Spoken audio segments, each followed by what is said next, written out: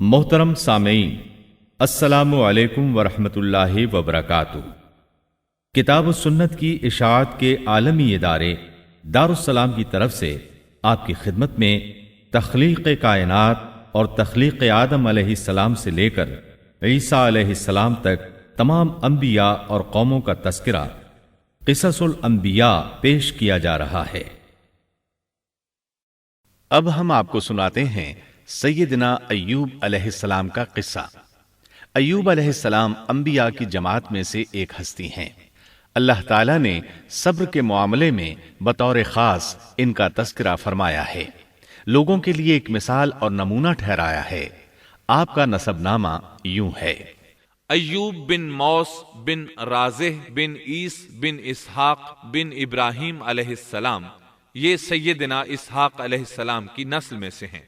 ابراہیم علیہ السلام کے دو صاحبزادے تھے، اسماعیل علیہ السلام اور اسحاق علیہ السلام۔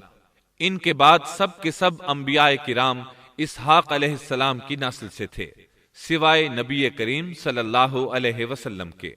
آپ اکیلے سیدنا اسماعیل علیہ السلام کی نسل سے ہیں۔ اسحاق علیہ السلام کے بیٹے ہیں یعقوب علیہ السلام۔ انہی یعقوب علیہ السلام کو اسرائیل بھی کہا جاتا ہے۔ اسی نسبت سے بنی اسرائیل کا مطلب ہے یعقوب علیہ السلام کی آل اولاد۔ یعقوب علیہ السلام کے 12 بیٹے تھے۔ ان کے بیٹوں کو اسباط بھی کہتے ہیں۔ ان کا تذکرہ قرآن میں بھی آتا ہے۔ اب سوال یہ ہے کہ جن اسباط کا تذکرہ قرآن مجید میں انبیاء کرام علیہم السلام کے ساتھ کیا گیا ہے، کیا وہ یعقوب علیہ السلام کے بیٹے تھے یا ان بیٹوں کی اولاد میں سے تھے؟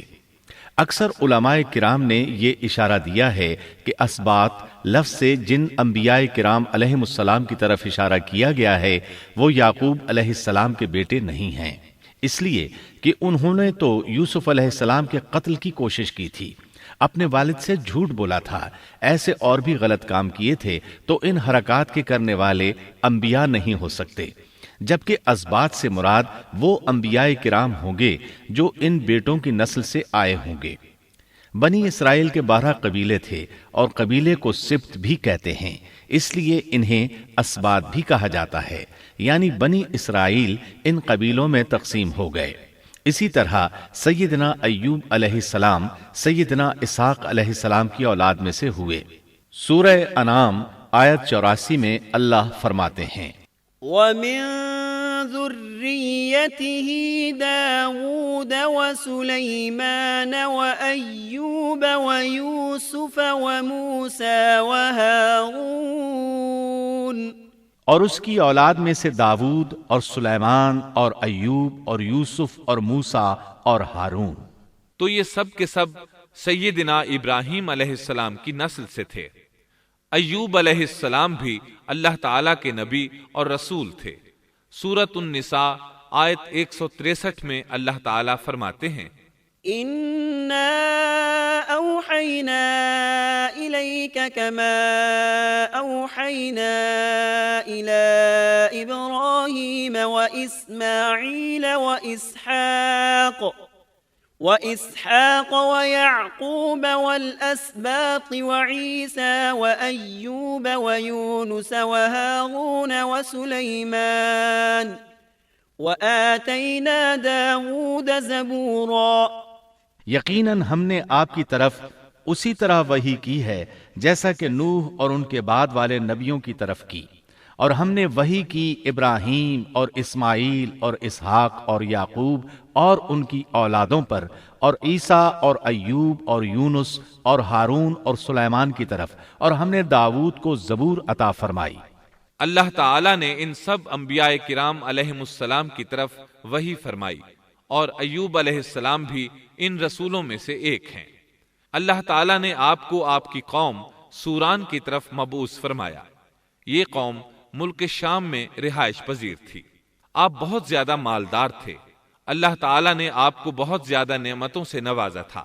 آپ کے پاس بے شمار مویشی تھے، لا تعداد نوکر چاکر تھے۔ اللہ نے آپ کو بہت سی زرعی زمین بھی عطا فرمائی تھی۔ آپ تاجر بھی تھے۔ تجارت کا سلسلہ دور دور تک پھیلا ہوا تھا۔ اللہ تعالیٰ نے آپ کو کثیر اولاد بھی عطا فرمائی تھی۔ آپ کے ہاں 7 بیٹے اور 7 بیٹیاں تھیں۔ آپ خود بھی صحت مند اور طاقتور تھے۔ آپ کے اصحاب کی تعداد بھی کافی تھی۔ گویا اللہ تعالیٰ نے آپ کو گوناگون نعمتوں سے نوازا تھا۔ آپ روئے زمین پر نعمتوں سے مالا مال شخص تھے۔ اللہ تعالیٰ نے آپ کو آزمانا چاہا تاکہ بعد میں آنے والے لوگوں کے لیے آپ صبر کی مثال بن جائیں۔ آخر صبر کا مرحلہ شروع ہو گیا۔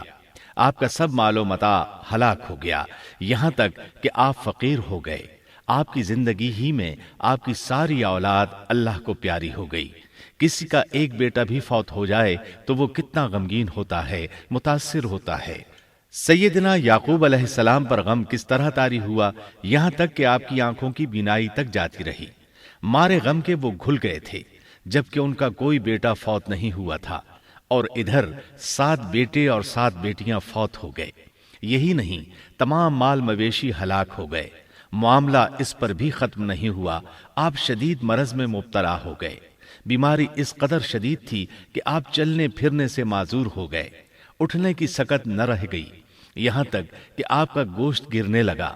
آپ کی آزمائش انتہا کو پہنچ گئی۔ اب آپ کے ساتھی بھی آپ کا ساتھ چھوڑنے لگے۔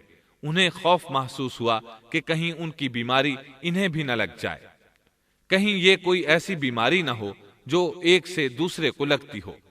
اس طرح سوائے 2 کے سب ساتھی آپ کا ساتھ چھوڑ گئے، کوئی آپ کے قریب نہ آتا تھا۔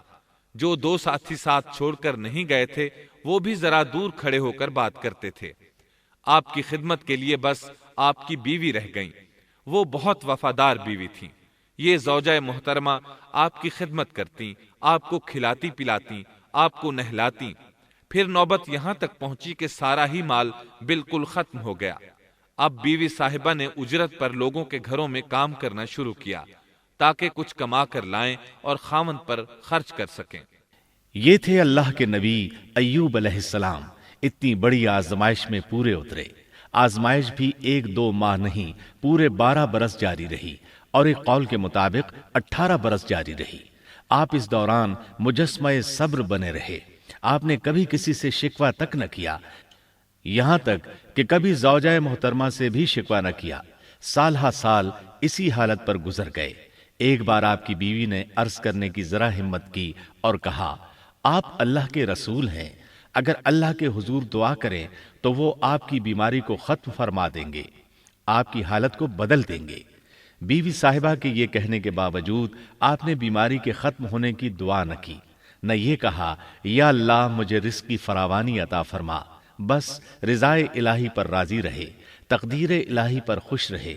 آپ نے بیوی سے فرمایا، ذرا بتاؤ تو ہم کتنا عرصہ خوشحالی اور فراوانی میں رہے ہیں، کتنا عرصہ ہم ناز و نعمت میں رہے ہیں؟ انہوں نے جواب دیا، 80 سال۔ یہ سن کر آپ نے فرمایا، مجھے اللہ تعالیٰ سے دعا کرتے حیا آتی ہے، جتنا عرصہ خوشحالی میں رہا اتنا عرصہ بیماری اور تنگ دستی میں نہیں گزرا، اس لیے میں ابھی یہ دعا نہیں کروں گا کہ وہ مجھے شفا عطا کر دے یا میری اس حالت کو بدل دے، وافر رزق عطا کرے، جب تک مجھ پر 80 سال نہ گزر جائیں۔ جس طرح میں 80 سال ناز و نعمت کی بہاریں دیکھتا رہا، اسی طرح 80 سال تک میں اسی حالت پر صبر کا دامن تھامے رہوں گا، تندرستی کا سوال نہیں کروں گا۔ آپ کے اس جواب پر بیوی صاحبہ مایوس ہو گئیں، اس لیے کہ انہیں تو بیماری کے ختم ہونے کی اور اچھے دنوں کے دوبارہ آنے کی امید تھی۔ آپ کی بات سن کر وہ بولیں، تب یہ آزمائش کی گھڑی کب ختم ہوگی؟ چونکہ اس بات سے اللہ تعالیٰ کی ناشکری ہوتی تھی، اس لیے ایوب علیہ السلام ناراض ہو گئے۔ انہوں نے اللہ کے نام کی قسم کھائی کہ اگر اللہ تعالیٰ نے مجھے شفا عطا فرمائی تو میں انہیں 100 کوڑے ماروں گا۔ دوسری طرف نوبت یہاں تک پہنچی کہ لوگوں نے آپ کی بیوی صاحبہ کو کام دینے سے انکار کرنا شروع کر دیا۔ ان کا خیال تھا کہیں ان کے شوہر کی بیماری انہیں بھی نہ لگ جائے۔ وہ سمجھتے تھے کہ ایوب علیہ السلام کی بیماری چھوت کی ہے، لہٰذا یہ بیماری ان کی بیوی کے واسطے سے انہیں بھی لگ سکتی ہے۔ جب معاملہ یہاں تک پہنچ گیا تب آپ نے ایک چھوٹی سی بات کہی، اس میں بھی کوئی واضح دعا نہیں تھی، جبکہ اس وقت سے بڑھ کر دعا کے لیے کون سا وقت ہو سکتا تھا۔ آپ کی اس بات کو اللہ تعالیٰ نے قرآن مجید میں بیان فرمایا ہے۔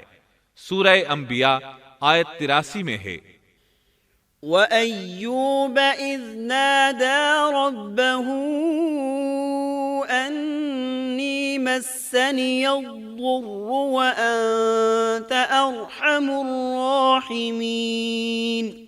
اور ایوب کی اس حالت کو یاد کرو جبکہ اس نے اپنے پروردگار کو پکارا کہ مجھے یہ بیماری لگ گئی ہے اور تو رحم کرنے والوں سے زیادہ رحم کرنے والا ہے۔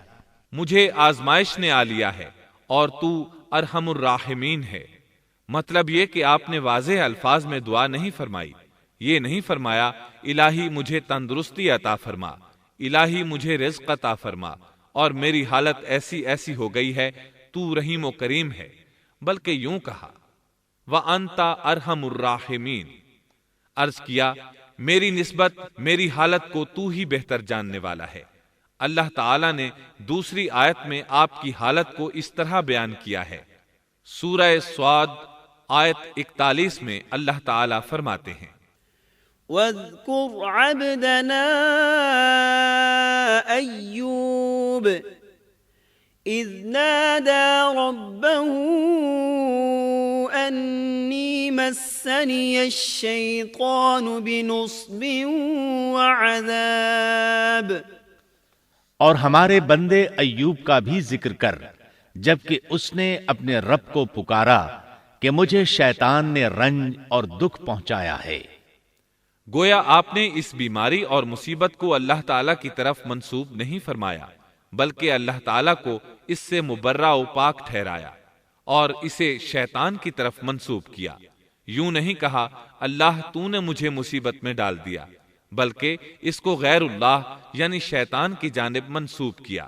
حدیث میں بھی اسی طرح آتا ہے وَالشَّرُّ لَيْسَ إِلَيْكَ، برائی تیری طرف سے نہیں ہے۔ آپ نے اپنی حالت کو بھی ایسے ہی پیش کیا اور یوں عرض کیا أَنِّي مَسَّنِيَ الضُّرُّ وَأَنْتَ أَرْحَمُ الراحمین۔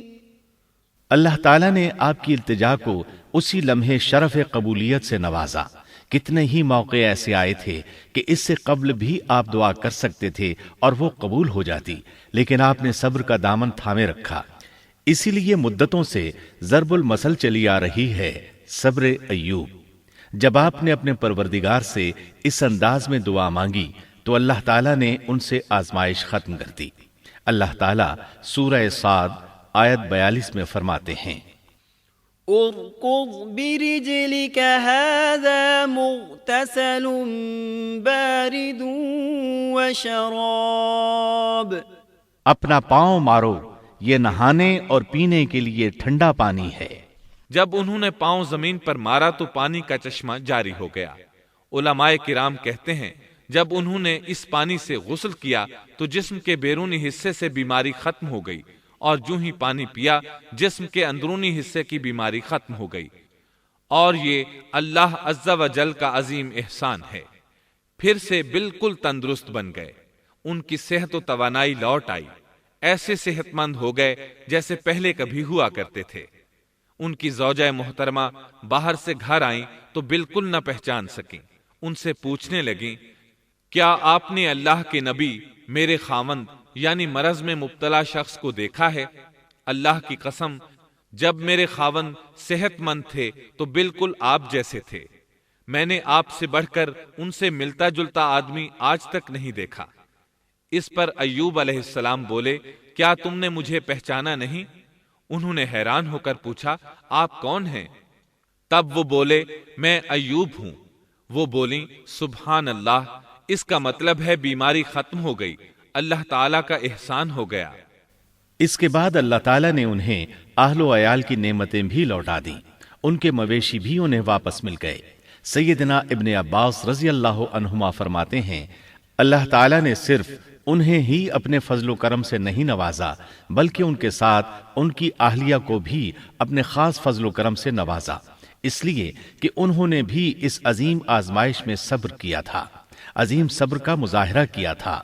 اللہ تعالیٰ نے ان کی جوانی کو بھی لوٹا دیا۔ ان سے سیدنا ایوب علیہ السلام کے ہاں 26 بیٹے بیٹیاں پیدا ہوئے۔ یہ روایت بھی ملتی ہے کہ 26 بیٹے ہی بیٹے تھے، بیٹیاں اس کے علاوہ تھیں۔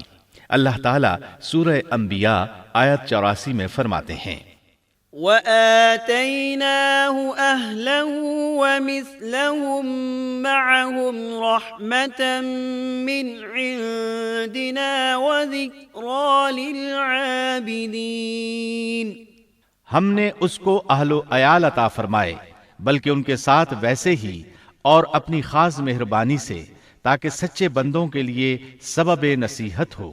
مطلب یہ کہ ان کی جوانی واپس کر دی، مال و دولت لوٹا دیا، اور یہ چیزیں انہیں فوراً واپس کر دی تھیں۔ جسمانی صحت بھی واپس فرمائی اور دنیاوی دولت بھی واپس کر دی۔ امام بخاری، امام احمد اور دیگر محدثین نبی کریم صلی اللہ علیہ وسلم سے روایت بیان کرتے ہیں کہ نبی کریم صلی اللہ علیہ وسلم نے فرمایا، جب سیدنا ایوب علیہ السلام غسل فرما رہے تھے تو ان پر ٹڈیوں کی موسلا دھار بارش ہونے لگی۔ یہ ٹڈیاں کیا تھیں؟ وہ سونے کی ٹڈیاں تھیں۔ اللہ تعالیٰ ان کو غسل کے دوران ہی اتارنے لگے۔ ایوب علیہ السلام نے ان کو کپڑے میں جمع کرنا شروع کیا۔ اس پر اللہ تعالیٰ نے فرمایا، اے ایوب، کیا میں نے تجھے مالدار نہیں بنا دیا؟ اس نئے نازل ہونے والے مال سے بے پرواہ نہیں بنا دیا؟ ایوب علیہ السلام نے عرض کیا، جی ہاں میرے پروردگار، لیکن میں آپ کی رحمت اور برکت سے تو بے پرواہ نہیں ہو سکتا۔ بلا یا رب ولكن لا غنى لي عن برکتک، ہاں اے رب، لیکن میں تیری برکت سے دور کیسے رہ سکتا ہوں؟ ان کا مال و دولت سب واپس مل گیا، اہل و عیال بھی مل گئے، صحت بھی پلٹ آئی۔ یہ سب اللہ کے خاص فضل و کرم سے تھا اور اس عظیم صبر کے صلے میں تھا جو انہوں نے کیا تھا۔ اللہ تعالیٰ نے ان کی اہلیہ محترمہ پر بھی نرمی فرمائی، جیسا کہ سورہ صاد آیت 44 میں فرماتے ہیں، وَخُذْ بِيَدِكَ ضِغْثًا، اور اپنے ہاتھ میں تنکوں کی ایک جھاڑو پکڑو۔ بالکل باریک تنکوں کی ایک جھاڑو لو، اس میں 100 تنکے ہوں، ان کو اکٹھا کر لو۔ اس کے بعد فرمایا، فَاضْرِبْ بِهِ وَلَا تَحْنَثْ، جھاڑو سے اسے مار اور قسم کے خلاف نہ کر۔ مطلب یہ کہ ایوب علیہ السلام نے اپنی بیوی کو 100 کوڑے مارنے کی قسم کھائی تھی۔ اللہ نے یہ تدبیر سمجھائی کہ 100 تنکوں کا جھاڑو لے کر ایک بار انہیں مارو اور قسم پوری کرو، قسم کی خلاف ورزی نہ کرو۔ اس طرح آپ کی قسم بھی پوری ہو جائے گی اور بیوی کو بھی تکلیف نہیں پہنچے گی۔ تو اس طرح اللہ تعالیٰ نے ان کی زوجہ محترمہ پر خاص مہربانی فرمائی۔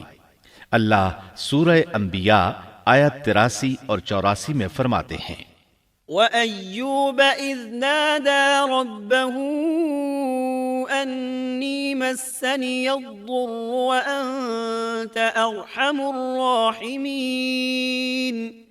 فَاسْتَجَبْنَا لَهُ فَكَشَفْنَا مَا بِهِ مِنْ ضُرٍّ وَآتَيْنَاهُ أَهْلَهُ وَمِثْلَهُمْ مَعَهُمْ رَحْمَةً مِّنْ عِنْدِنَا وَذِكْرَىٰ لِلْعَابِدِينَ۔ ایوب کی اس حالت کو یاد کرو جبکہ اس نے اپنے پروردگار کو پکارا کہ مجھے یہ بیماری لگ گئی ہے اور تو رحم کرنے والوں سے زیادہ رحم کرنے والا ہے۔ تو ہم نے ان کی سن لی اور جو دکھ انہیں تھا اسے دور کر دیا اور انہیں اہل و عیال عطا کر دیے، بلکہ ان کے ساتھ اپنی مہربانی سے ویسے ہی اور عطا کر دیے تاکہ سچے بندوں کے لیے نصیحت کا سبب ہو۔ اسی طرح اللہ تعالیٰ سورہ صاد آیت 41 تا 44 میں فرماتے ہیں، وَاذْكُرْ عَبْدَنَا أَيُّوبَ إِذْ نَادَى رَبَّهُ أَنِّي مَسَّنِيَ الشَّيْطَانُ بِنُصْبٍ وَعَذَابٍ ارْكُضْ بِرِجْلِكَ هَذَا مُغْتَسَلٌ بَارِدٌ وَشَرَابٌ وَوَهَبْنَا لَهُ أَهْلَهُ وَمِثْلَهُم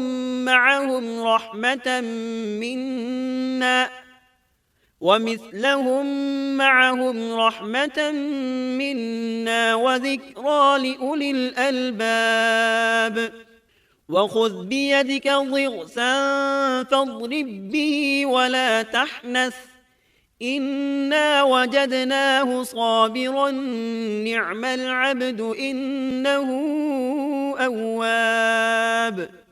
اور ہمارے بندے ایوب کا بھی ذکر کیجئے جب انہوں نے اپنے رب کو پکارا کہ مجھے شیطان نے رنج اور دکھ پہنچایا ہے، اپنا پاؤں مارو، یہ پینے اور نہانے کے لیے ٹھنڈا پانی ہے، اور ہم نے انہیں ان کا پورا کنبہ عطا فرمایا، بلکہ اس کے ساتھ اپنی خاص رحمت سے اور عقل مندوں کی نصیحت کے لیے اتنا ہی اور بھی عطا کر دیا۔ اور اپنے ہاتھ میں تنکوں کی ایک جھاڑو لے کر مار دیں اور قسم کے خلاف نہ کریں، سچ تو یہ ہے کہ ہم نے اسے بڑا صابر بندہ پایا، وہ بہت نیک تھے اور بہت ہی رغبت رکھنے والے تھے۔ یہ ذکر تھا سیدنا ایوب علیہ السلام کا جو اختتام کو پہنچا۔ اب ہم شروع کرتے ہیں یونس علیہ السلام کا قصہ۔ یونس علیہ السلام ایک عظیم اور کریم نبی تھے۔ ان کا قصہ قرآن کریم میں ایک انوکھا قصہ ہے۔ آپ کے والد کا نام متا تھا اور آپ سیدنا ابراہیم علیہ السلام کی نسل سے تھے۔ آپ کا ایک نام ذوالنون بھی ہے، یعنی مچھلی والے۔ النون کا مطلب ہے مچھلی۔ اسی طرح آپ کو صاحب الحوت بھی کہا جاتا ہے۔ اللہ تعالیٰ نے آپ کو ان سب ناموں سے پکارا ہے۔ آپ کو ایک عظیم بستی کی طرف مبعوث کیا گیا۔ اس بستی کا نام نینوا تھا۔ یہ عراق کے شمال میں واقع تھی، موصل کے بالمقابل تھی۔ ان دونوں کے درمیان دریائے دجلہ واقع تھا۔ موصل دریائے دجلہ کے کنارے واقع تھا، جبکہ اس کے بالکل سامنے نینوا کی بستی تھی۔ امام ابن کثیر رحمت اللہ علیہ نے نینوا کے بارے میں اور ان آثار و باقیات کے بارے میں لکھا ہے جو ان کے زمانے میں موجود تھیں۔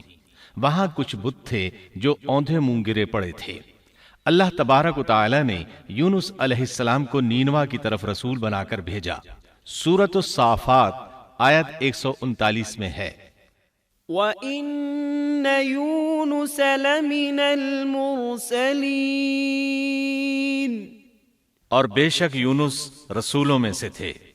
آگے اللہ آیت 147 میں فرماتے ہیں، وَأَرْسَلْنَاهُ إِلَى 100,000 أَوْ يَزِيدُونَ، اور ہم نے اسے 100,000 بلکہ اور زیادہ آدمیوں کی طرف بھیجا۔ یعنی ان کی تعداد 100,000 سے زیادہ تھی۔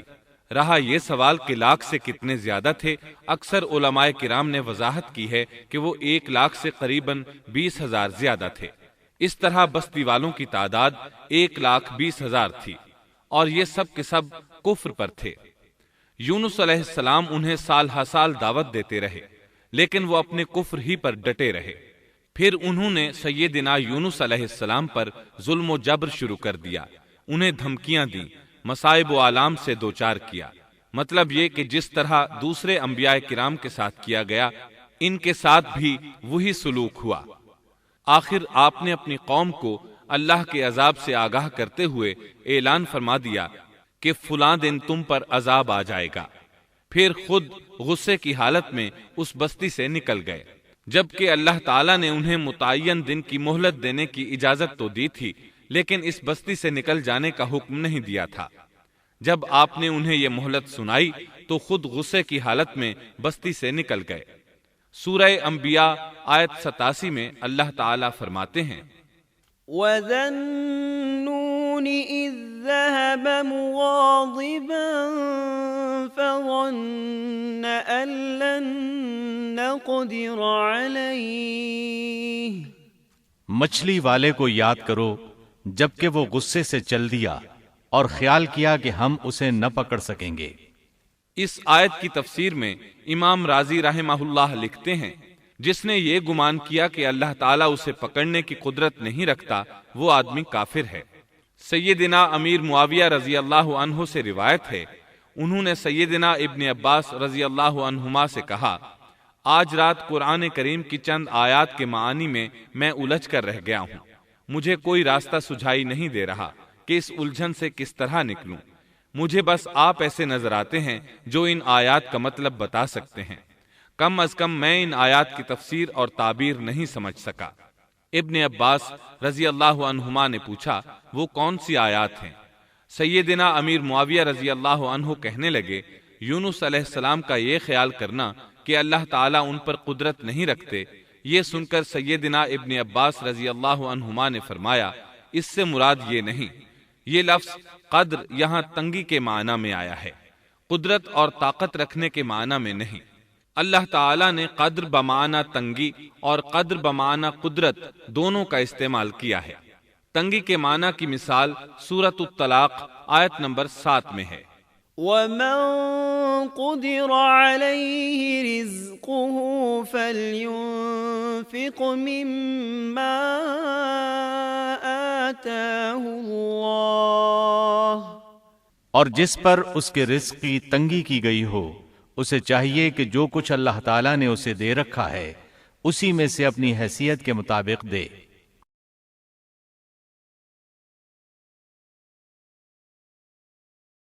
تو اس آیت میں بھی یہی معنی مراد ہے کہ انہوں نے گمان کر لیا ہم ان پر تنگی نہیں کریں گے، یعنی ان کا خیال یہ تھا کہ اگرچہ وہ اللہ تعالیٰ کی اجازت کے بغیر نکل کھڑے ہوئے ہیں پھر بھی اللہ ان پر تنگی نہیں کریں گے، کیونکہ وہ اللہ کے ایک معزز نبی اور رسول ہیں، اور ان کی قوم کے لوگ اللہ کی گرفت اور اس کے عذاب کے مستحق ہیں، انہی پر اللہ کا عذاب نازل ہونے والا ہے۔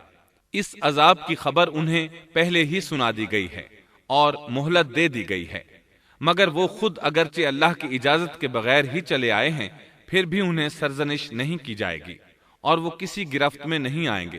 اللہ تعالیٰ ان کے لیے کوئی تنگی نہیں فرمائیں گے۔ اللہ تعالیٰ سورۃ الانبیاء آیت 87 میں فرماتے ہیں، فَظَنَّ أَن لَّن نَّقْدِرَ عَلَيْهِ، اس نے خیال کیا کہ ہم اسے پکڑ نہیں سکیں گے، مطلب یہ کہ ہم انہیں کوئی سزا نہیں کریں گے اور ان پر کسی طرح کی تنگی نہیں کریں گے، اور وہ سمندر کی طرف چل دیے۔ انہی دنوں میں عذاب الہی کی کچھ علامات نینوا بستی پر ظاہر ہونا شروع ہو گئیں۔ ایک بہت بڑا سیاہ بادل ان کی طرف بڑھنے لگا، اس بادل میں آگ کے شعلے دکھائی دینے لگے۔ ان لوگوں نے یہ بادل ان متعین دنوں میں سے پہلے ہی دن دیکھ لیا۔ اس کو دیکھتے ہی وہ سمجھ گئے کہ جس طرح سیدنا یونس علیہ السلام نے انہیں آگاہ کیا تھا یہ عذاب ان پر نازل ہو کر رہے گا، اور جو عذاب سیدنا لوط علیہ السلام کی قوم پر آیا تھا وہ اس کے بارے میں بھی اچھی طرح جانتے تھے۔ وہ بستی ان کی بستی کے قریب ہی تھی، اس لیے وہ ڈر گئے۔ ان کے سردار جمع ہوئے اور کہنے لگے، جیسے تم سے پہلے لوگوں پر عذاب اترا کرتے تھے تم پر بھی یہ نازل ہو کر رہے گا، جلدی کرو، سب جمع ہو جاؤ۔ چنانچہ انہوں نے اس بات پر اتفاق کر لیا کہ سیدنا یونس علیہ السلام نے بالکل سچ فرمایا تھا۔ اللہ کی قسم یہ بالکل وہی عذاب ہے، تم اللہ کے عذاب سے نجات نہیں پا سکو گے۔ اس سے بچنے کی ایک ہی صورت ہے کہ تم ایمان لے آؤ اور توبہ کر لو۔ اس طرح وہ سب کے سب ایمان لے آئے، لیکن سیدنا یونس علیہ السلام وہاں موجود نہیں تھے۔ ان کی عدم موجودگی میں یہ سب کے سب یعنی 1,20,000 افراد ایمان لے آئے۔ انہوں نے پیوند لگے کپڑے پہنے اور اللہ کے حضور عاجزی، انکساری اور آہوزاری شروع کر دی، رونے لگے، اللہ سے بخشش مانگنے لگے، پھر اسی حالت زار میں باہر کھلے میدان کی طرف نکل آئے۔ ان کے سرداروں نے سب کو الگ الگ کر دیا، یہاں تک کہ ماں اور بیٹے کو بھی جدا کر دیا۔ سب اپنی اپنی جگہ پر یعنی ماں اپنی جگہ پر اور بیٹا اپنی جگہ پر آہوزاری کرنے لگے تاکہ ان پر اللہ تعالیٰ کی رحمت نازل ہو جائے۔ یہ عذاب 3 دن تک ان کے سروں پر منڈلاتا رہا، اور یہ بھی مسلسل آہوزاری کرتے رہے، اپنی عاجزی ظاہر کرتے رہے، معافیاں مانگتے رہے۔ آخر کار اللہ تعالیٰ نے ان پر رحم و کرم فرما دیا اور عذاب کو ان سے پھیر دیا۔ اللہ تعالیٰ سورہ یونس آیت 98 میں فرماتے ہیں، فلولا كانت قرية آمنت فنفعها إيمانها إلا قوم يونس، چنانچہ کوئی بستی ایمان نہ لائی کہ ایمان لانا اس کے لیے فائدہ مند ہوتا سوائے یونس کی قوم کے۔ مطلب یہ کہ سابقہ امتوں میں سے کسی کے بارے میں یہ سننے میں نہیں آیا کہ پوری قوم ایمان لے آئی ہو۔ تمام بستیوں میں ایک بھی بستی ایسی نہیں تھی، بس ایک یونس علیہ السلام کی قوم ایمان لے آئی۔ اللہ تعالیٰ سورہ یونس آیت 98 میں فرماتے ہیں، لما آمنوا كشفنا عنهم عذاب الخزي في الحياة الدنيا ومتعناهم إلى حين۔ جب وہ ایمان لے آئے تو ہم نے رسوائی کے عذاب کو دنیاوی زندگی میں ان پر سے ٹال دیا اور ان کو ایک وقت تک کے لیے زندگی سے فائدہ اٹھانے کا موقع دیا۔ مطلب یہ کہ ہم نے انہیں دنیاوی زندگی کا لطف اٹھانے کا موقع دیا۔ اب اس قوم پر قیامت کے دن تک عذاب نہیں اترے گا۔ علامہ ابن کثیر رحمت اللہ علیہ فرماتے ہیں، اس آیت کریمہ کا مفہوم یہ ہے کہ کسی بستی کے تمام باشندے کسی نبی پر کبھی ایمان نہیں لائے، یا تو سب نے کفر کیا یا پھر اکثر نے کفر کیا، لیکن یونس علیہ السلام کی قوم واحد ایسی قوم ہے جو تمام کی تمام عذاب الہی کے آثار دیکھ کر ایمان لے آئی۔ سابقہ ادوار میں جتنی بھی بستیاں گزریں ان میں اہل ایمان کے ساتھ یا تو کفار رہے ہیں یا ان میں منافقین بھی رہے ہیں، سوائے یونس علیہ السلام کی قوم کے وہ سب کے سب کافر تھے، پھر سب کے سب ایمان لے آئے۔ یہ اللہ تعالیٰ کے عجائبات میں سے ہے اور اس کی قدرت اور رحمت کی نشانیوں میں سے ہے۔ اب دوسری طرف کی سنیے، یونس علیہ السلام کو کچھ معلوم نہیں تھا کہ ان کی قوم کے ساتھ کیا ہوا۔ آپ تو غصے کی حالت میں بستی سے نکل کر سمندر کی طرف چلے آئے تھے۔ آپ ایک کشتی کی طرف آئے، اس میں سواریاں اور ساز و سامان لدا ہوا تھا۔ اللہ تعالیٰ سورۃ الصافات آیت 140 میں فرماتے ہیں، اذ ابق الى الفلك المشحون، جب وہ بھاگ کر بھری کشتی پر پہنچے۔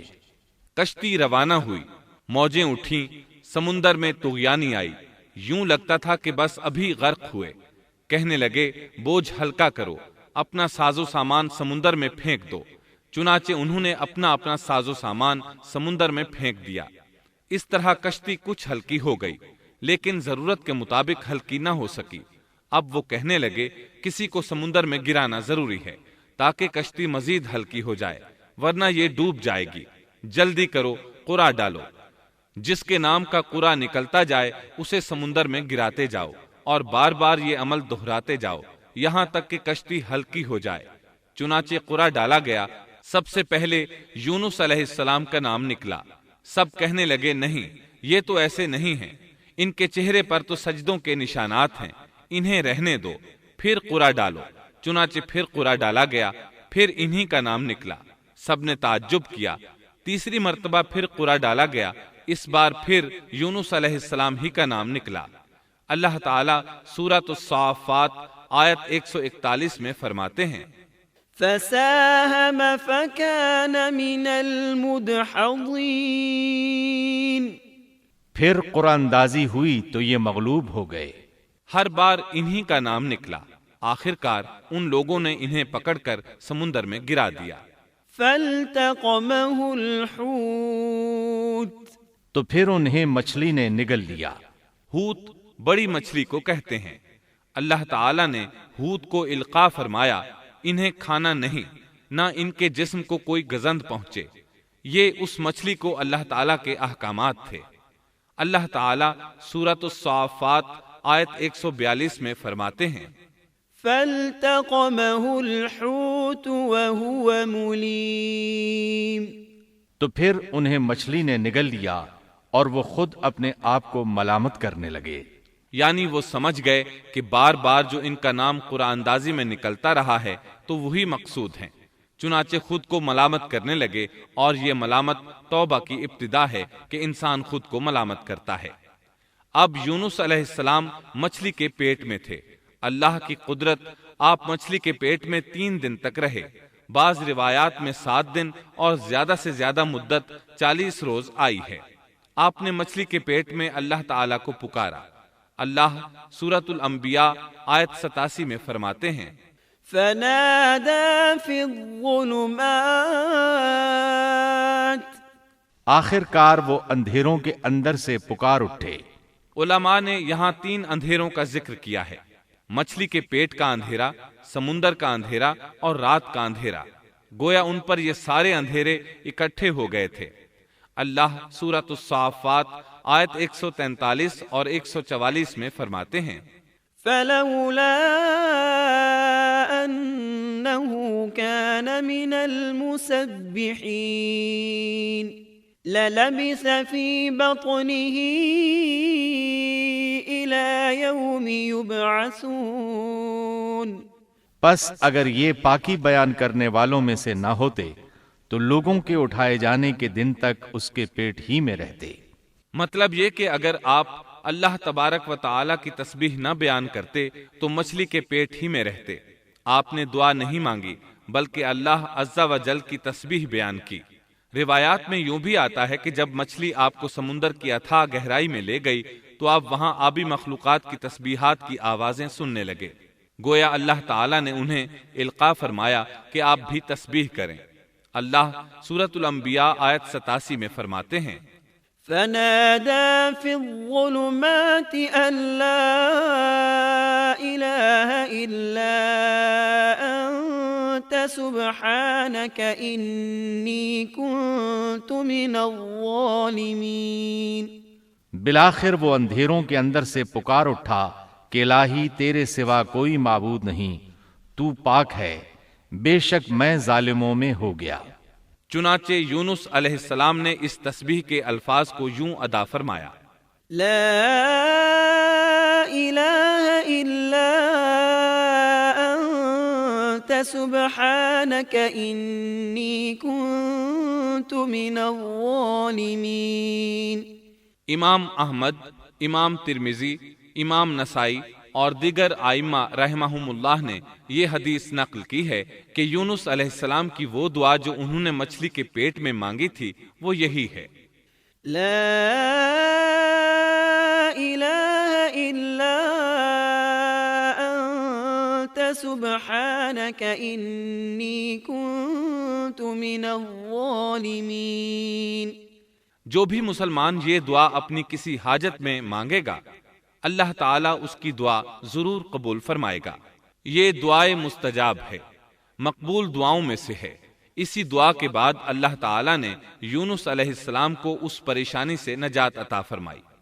اللہ سورۃ الانبیاء آیت 88 میں فرماتے ہیں فاستجبنا له ونجيناه من الغم وكذلك ننجي المؤمنين۔ تو ہم نے اس کی پکار سن لی اور اسے غم سے نجات دے دی، اور ہم ایمان والوں کو اسی طرح بچا لیا کرتے ہیں۔ ایک صحابی نے نبی کریم صلی اللہ علیہ وسلم سے پوچھا، اے اللہ کے رسول صلی اللہ علیہ وسلم، یونس علیہ السلام نے جو دعا مچھلی کے پیٹ میں مانگی کیا وہ صرف انہی کے لیے تھی یا ان کے بعد اہل ایمان کے لیے بھی ہے؟ تو آپ نے فرمایا یہ دعا یونس علیہ السلام کے لیے خاص تھی اور سب اہل ایمان کے لیے عام ہے۔ کیا تم نے اللہ تعالیٰ کا یہ فرمان نہیں سنا؟ وَكَذَلِكَ نُنْجِي الْمُؤْمِنِينَ۔ اور ہم ایمان والوں کو اسی طرح بچا لیا کرتے ہیں۔ جو بھی اس دعا کو پڑھے گا اللہ اسے رنج و غم سے نجات دیں گے۔ ایک قول کے مطابق تقریباً 40 روز آپ کی شب و روز یہی دعا رہی۔ اس مدت کے ختم ہونے پر اللہ تعالیٰ نے آپ کی دعا کو قبولیت بخشی۔ مچھلی ساحل پر پہنچی، انہیں کنارے پر ڈالا اور واپس چلی گئی۔ اس بات کو اللہ تعالیٰ نے سورۃ الصافات آیت 145 میں یوں بیان فرمایا ہے فَنَبَذْنَاهُ بِالْعَرَاءِ وَهُوَ سَقِيمٌ۔ پس اسے ہم نے چٹیل میدان میں ڈال دیا اور وہ اس وقت بیمار تھے۔ آپ وہاں اسی طرح لیٹے رہے، پھر اللہ کی قدرت سے آپ کے قریب ایک بیلدار درخت اگا، جیسا کہ سورۃ الصافات آیت 146 میں ہے۔ وَأَنبَتْنَا عَلَيْهِ شَجَرَةً مِّن يَقْطِينٍ۔ اور اس پر سایہ کرنے والا ایک بیلدار درخت ہم نے اگا دیا۔ اس کدو کے درخت کے متعلق مورخین کا کہنا ہے کہ اللہ تعالیٰ نے اس درخت کا انتخاب اس لیے فرمایا تھا کہ اس درخت کے پتے چوڑے ہوتے ہیں، ان کے سائے میں انہیں ڈھانپ دیا گیا تاکہ ہوا سے اذیت نہ پہنچے، اس لیے کہ ان کے جسم سے جلد اتر گئی تھی۔ پھر اس درخت سے خوش کن خوشبو بھی آتی تھی، اس خوشبو نے انہیں فرحت بخشی۔ پھر کدو کی خوشبو میں ایک خصوصیت یہ تھی کہ حشرات الارض کو دور رکھتی ہے۔ اللہ تعالیٰ نے انہی خصوصیات کی وجہ سے اس بیلدار درخت کا انتخاب فرمایا تھا تاکہ آپ ہر طرح کی تکلیف سے محفوظ رہیں۔ یہ ہے اللہ کی قدرت، سبحان اللہ۔ اسی طرح مفسرین یہ بھی کہتے ہیں کہ اللہ تعالیٰ نے ان کے پاس ایک پہاڑی بکری بھیج دی، وہ آپ کے قریب آتی اور آپ کے سر کے اوپر اپنی ٹانگیں پھیلائے کھڑی ہو جاتی، اس طرح اس کے تھن آپ کے منہ میں چلے آتے اور آپ ان سے خواہش کے مطابق دودھ پیتے۔ یہ تھا آپ کا کھانا اور پینا۔ رفتہ رفتہ آپ کی حالت بہتر ہو گئی، توانا اور تندرست ہو گئے، پھر آپ اٹھنے کے قابل ہو گئے، اور یہ سب اللہ تعالیٰ کی مہربانی سے ہوا۔ جب آپ کی صحت لوٹ آئی تو اللہ تعالیٰ نے آپ کو پھر آپ کی قوم کی طرف بھیجا، جیسا کہ سورۃ الصافات آیت 148 میں ہے۔ وَأَرْسَلْنَاهُ إِلَى 100,000 أَوْ يَزِيدُونَ فَآمَنُوا فَمَتَّعْنَاهُمْ إِلَى حِينٍ۔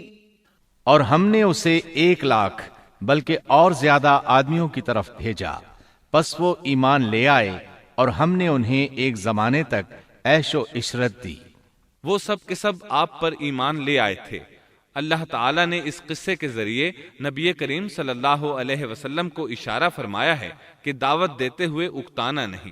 اللہ سورۃ القلم آیت 48 میں فرماتے ہیں، وَلَا تَكُن كَصَاحِبِ الْحُوتِ، اور مچھلی والے کی طرح نہ ہو جائیے۔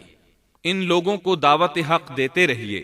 دیکھیے وہ سال ہر سال دعوت دیتے رہے لیکن اکتائے نہیں، ان سے مایوس نہیں ہوئے۔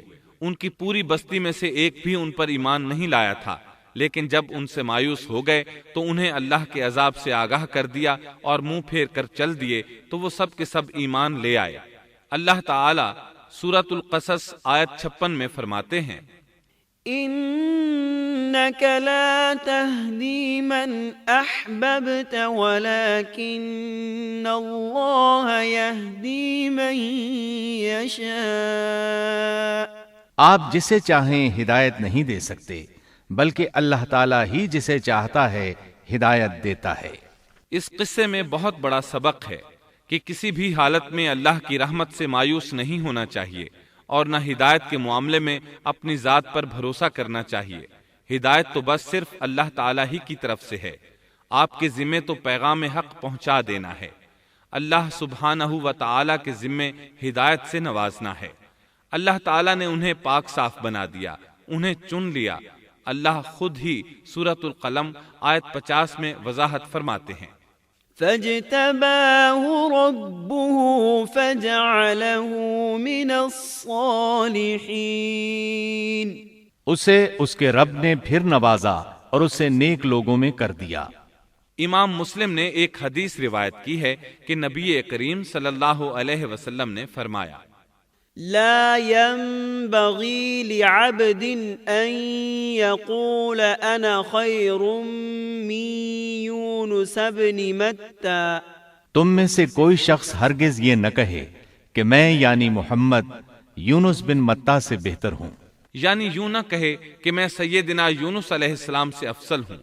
وہ اس طرح کہ وہ تو اپنی قوم کے ایمان لانے سے مایوس ہو گئے تھے اور میں مایوس نہیں ہوں، اس طرح بالکل نہ کہے، کیونکہ بالآخر اللہ تعالیٰ نے آپ کو چن لیا اور برگزیدہ بنا لیا اور صالحین میں داخل کر لیا۔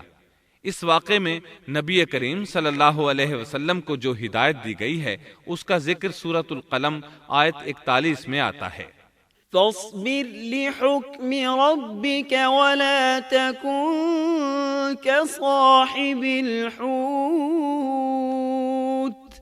پس تو اپنے رب کے حکم کا صبر سے انتظار کر اور مچھلی والے کی طرح نہ ہو جا۔ مطلب یہ کہ یونس علیہ السلام کی مانند نہ ہو جائیے جو اپنی قوم کے ایمان لانے سے مایوس ہو گئے تھے۔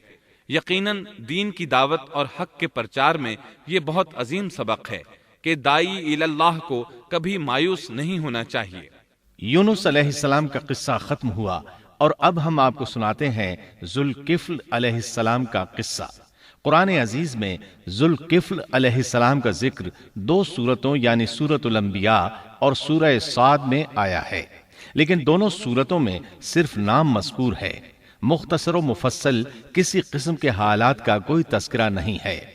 سورۃ الانبیاء آیت 85 اور 86 میں اللہ تعالیٰ فرماتے ہیں وَإِسْمَاعِيلَ وَإِدْرِيسَ وَذَا الْكِفْلِ كُلٌّ مِّنَ الصَّابِرِينَ وَأَدْخَلْنَاهُ فِي رَحْمَتِنَا إِنَّهُم مِّنَ الصَّالِحِينَ۔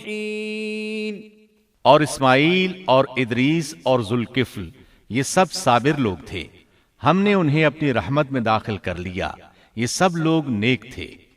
اللہ تعالیٰ سورہ صاد آیت 48 میں فرماتے ہیں واذكر إسماعيل واليسع وذا الكفل وكل من الأخيار۔ اسماعیل، یسع اور ذوالکفل کا بھی ذکر کر دیجئے، یہ سب بہترین لوگ تھے۔ ذوالکفل علیہ السلام کے متعلق جس طرح قرآن مجید نے نام کے سوا کچھ ذکر نہیں فرمایا، اسی طرح نبی اکرم صلی اللہ علیہ وسلم سے بھی ان کے متعلق کچھ منقول نہیں ہے، لہٰذا قرآن و حدیث کی روشنی میں اس سے زیادہ کچھ نہیں کہا جا سکتا کہ ذوالکفل علیہ السلام اللہ کے برگزیدہ نبی اور پیغمبر تھے اور کسی قوم کی ہدایت کے لیے مبعوث ہوئے تھے۔ قرآن و سنت میں اس سے زیادہ سکوت ہے۔ باقی رہا سیر و تواریخ میں ان کا ذکر، تو کافی تفتیش و جستجو کے بعد بھی ہمیں اس سلسلے میں ایسی ٹھوس معلومات نہیں مل سکیں جن کے ذریعے سے ذوالکفل علیہ السلام کے حالات و واقعات پر مزید روشنی پڑ سکے، چنانچہ تورات بھی خاموش ہے اور اسلامی تاریخ بھی۔ البتہ ابن جریر رحمۃ اللہ علیہ نے مشہور مفسر تابعی مجاہد رحمۃ اللہ علیہ سے ان کے متعلق ایک قصہ نقل کیا ہے۔ اسی طرح امام ابن ابی حاتم نے اسی قصے کے قریب کچھ آثار عبداللہ بن عباس اور ابو موسیٰ اشعری رضی اللہ عنہم سے نقل فرمائے ہیں۔ یہ طویل روایات ہیں۔ ان میں ہے کہ ابن عباس اور ابو موسیٰ اشعری رضی اللہ عنہم فرماتے ہیں کہ ذوالکفل نبی نہیں تھے، بلکہ وہ ایک نیک اور صالح آدمی تھے۔ لیکن ایک تو یہ روایات سند کے اعتبار سے ضعیف ہیں، دوسرا یہ کہ ابن عباس اور ابو موسیٰ رضی اللہ عنہم جیسے جلیل القدر صحابہ اور مجاہد رحمۃ اللہ علیہ جیسے عظیم تابعی سے یہ ناممکن ہے کہ وہ ذوالکفل علیہ السلام کے متعلق یہ فرمائیں کہ وہ نبی نہیں بلکہ ایک نیک مرد تھے۔ شاہ عبد القادر رحمۃ اللہ علیہ کا موقف ہے کہ ذوالکفل ایوب علیہ السلام کے بیٹے تھے اور انہوں نے اللہ کی خاطر کسی آدمی کی ضمانت دی تھی، جس کی پاداش میں ان کو کئی برس قید کی تکالیف برداشت کرنا پڑی۔ چنانچہ شاہ صاحب اپنی تفسیر موضح القرآن میں لکھتے ہیں کہ ذوالکفل ایوب علیہ السلام کے بیٹے تھے، ایک شخص کے ضامن ہو کر کئی برس قید رہے اور اللہ کی خاطر یہ مشقت سہی۔ موجودہ دور کے بعض مفسرین کا خیال ہے کہ ذوالکفل حزقیل علیہ السلام کا لقب ہے۔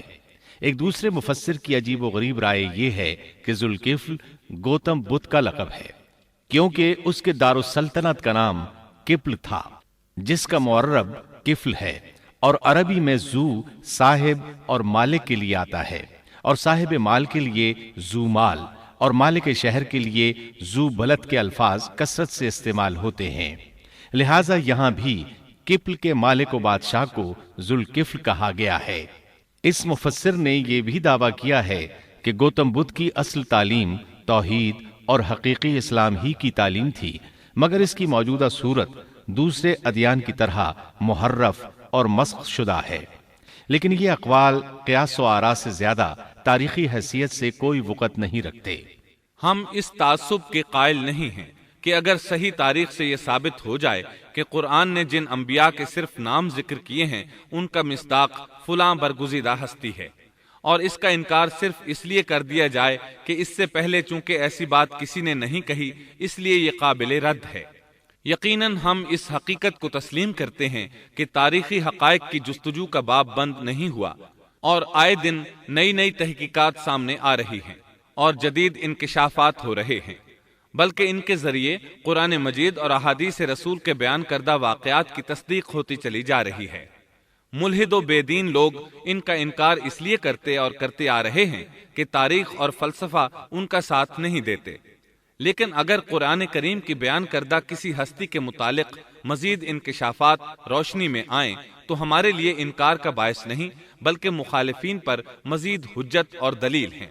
لیکن اس حقیقت کے اقرار کے باوجود اس سے یہ بھی لازم نہیں آتا کہ کسی واقعے کے متعلق کوئی شخص اگر محض اپنے وہم و گمان اور قیاس و انداز سے بے دلیل کوئی بات کر دے تو ضرور اس کو مان لیا جائے۔ چنانچہ ذوالکفل علیہ السلام کو گوتم بدھ قرار دینا ابھی تک اس سے زیادہ کوئی حیثیت نہیں رکھتا۔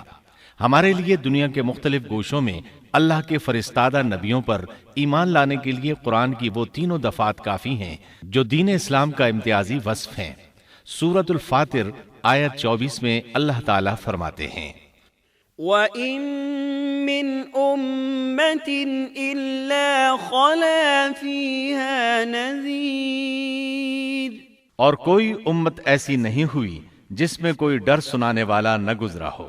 سورۃ المومن آیت 78 میں اللہ تعالیٰ فرماتے ہیں، مِّنْهُم مَّن قَصَصْنَا عَلَيْكَ وَمِنْهُم مَّن لَّمْ نَقْصُصْ عَلَيْكَ، بعض انبیاء کے واقعات ہم آپ کو بیان کر چکے ہیں اور ان میں سے بعض کے قصے تو ہم نے آپ کو بیان ہی نہیں کیے۔ سورۃ البقرہ آیت 136 میں اللہ تعالیٰ فرماتے ہیں، لا نفرق بین احد من رسله، ہم رسولوں میں سے کسی کے درمیان فرق نہیں کرتے۔ اس لیے ایک مومن کا یہ عقیدہ ہونا چاہیے کہ ہم اللہ کے انبیاء میں سے کسی نبی کے درمیان کوئی فرق نہیں کرتے، یعنی تمام انبیاء پر ایمان لاتے ہیں۔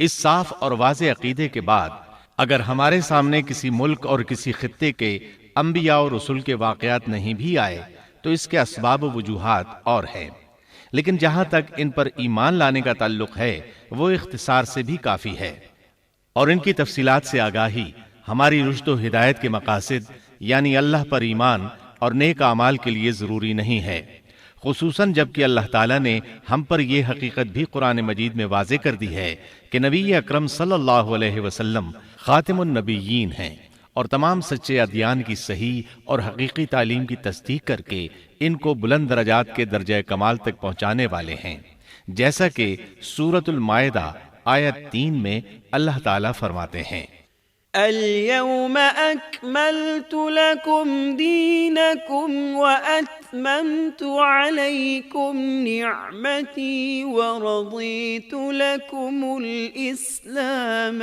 دینا، آج میں نے تمہارے لیے دین کو کامل کر دیا اور تم پر اپنا انعام بھرپور کر دیا اور تمہارے لیے اسلام کے دین ہونے پر رضامند ہو گیا۔